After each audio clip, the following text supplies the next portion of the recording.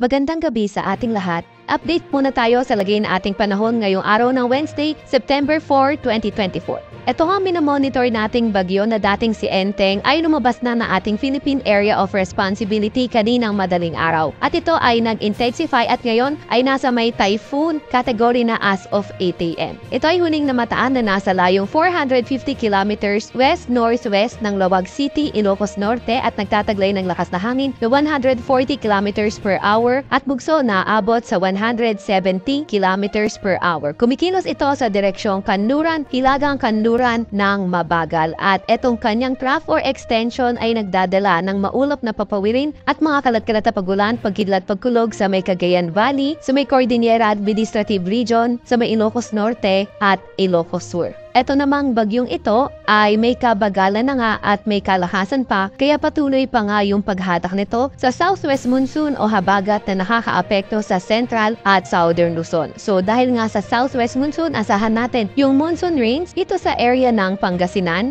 sa may area ng Zambales, Bataan at sa may Occidental Mindoro. So pinag-ingat yung ating mga kababayan sa areas na yan sa mga banta ng pagbaha at pagguho ng lupa dahil tuloy-tuloy nga yung posibleng maranasang pagbudan. Samantalang occasional rains naman ang inaasahan dahil pa rin sa southwest monsoon o habagat sa may area ng Metro Manila, sa may La Union, sa may area din ng Cavite, Batangas, Laguna, sa may Rizal, pati na rin sa may area ng Oriental Mindoro, pati na rin sa may Northern Palawan area. Maulap na papawirin at mga kalat-kalat na pagulan, pagkidlat, pagkulog, dulot pa nga rin ng southwest monsoon o habagat ang inaasahan natin sa may Marinduque, Romblon at sa may Quezon Province. Para naman sa nalalabing bahagi ng ating bansa, mas magandang panahon yung inaasahan natin kung saan partly cloudy to cloudy sky ito na may mga tsansa ng mga localized thunderstorms. Sa kasalukuyan nga ay wala pa rin tayong minomonitor na ibang low pressure area or bagyo sa loob or malapit ating Philippine Area of Responsibility, pero gaya nga ng nabanggit natin kahapon sa ating tropical cyclone threat potential, meron tayong mga nakikita mga vortex na posibleng maging tropical cyclone na low to medium for this week at high likelihood for the next week. So patuloy pa nga rin tayong nagmo-monitor para if ever na magkaroon man na mga low pressure area ay agad natin itong maipapaalam sa ating mga kababayan. However, since mahaba ang time frame nito, may chance pa itong magbago.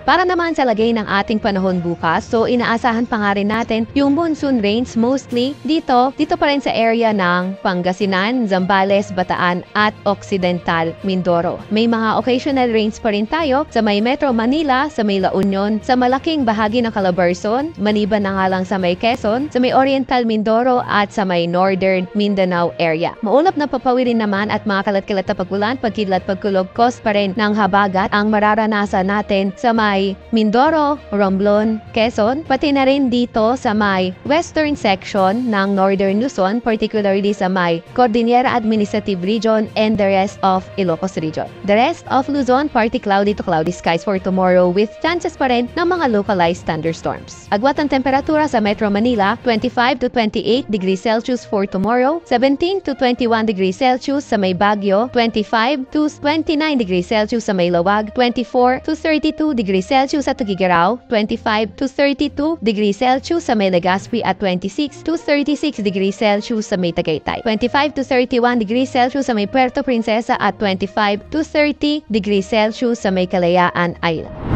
Para naman sa lagay ng panahon, Visayas at Mindanao area, so mas magandang panahon yung inaasahan natin dito, fair weather conditions with the usual rain showers and thunderstorms during the afternoon. Agwat ang temperatura sa may Iloilo, sa may Cebu at Cagayan de Oro ay 25 to 32 degrees Celsius. Sa may Tacloban naman ay 25 to 33 degrees Celsius, 25 to 33 degrees Celsius din sa may Zamboanga at sa may Davao ay 26 to 33 degrees Celsius.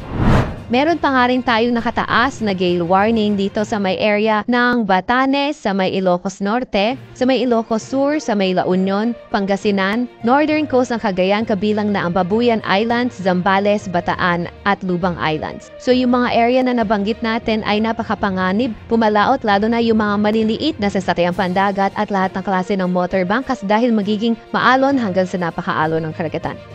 Para naman sa 3-day weather outlook na mapangunahing syudad natin sa Metro Manila and Baguio, until Friday pa nga rin natin maararanasan itong rainy weather pero improving weather conditions na tayo pagdating ng weekend. Sa Legazpi naman patuloy pa nga rin yung bahagyang maulap hanggang sa maulap na papawirin at mga tsansa ng mga localized thunderstorms. Sa Metro Manila, ang pinakamataas na temperatura in the next 3 days ay pwedeng umabot ng 31 degrees Celsius, 17 to 22 degrees Celsius sa may Legazpi City at 25 to 32 degrees Celsius naman sa may Legazpi City or 17 to 22 sa may Baguio City. Sa may Visayas area naman, Metro Cebu, sa may Iloilo City at Tacloban City at sa malaking bahagi ng Visayas, fair weather conditions pa nga rin tayo at may mga tsansa na mga localized thunderstorms. Pinakamataas sa temperatura sa Cebu, 33 degrees Celsius, 32 degrees Celsius ang pinakamataas na temperatura sa Iloilo City at 33 degrees Celsius ang pinakamataas na temperatura sa may Tacloban City. Ganon din naman sa may Mindanao dahil wala naman tayo currently nakitang weather system na posibleng magdala ng pangmatagalang at pangmalawakang pag-ulan sa may Mindanao area. Fair weather conditions pa rin tayo at may mga pulupulong pag-ulan, pagkidlat at pagkulog. Sa Metro Davao, ang pinakamataas na temperatura ay 34 degrees Celsius, 32 degrees Celsius sa may Cagayan de Oro at 33 degrees Celsius sa may Zamboanga City.